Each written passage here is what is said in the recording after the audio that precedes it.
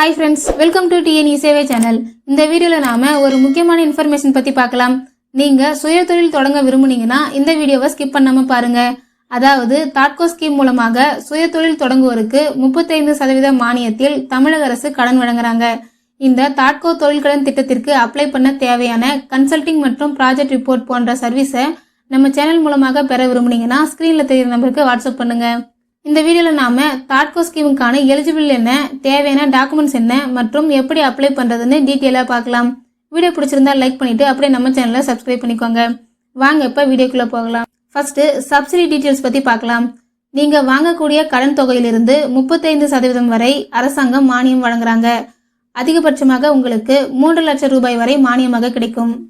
Next apply பண்ண தேவையான தகுதிகள் என்னன்னு பார்க்கலாம்.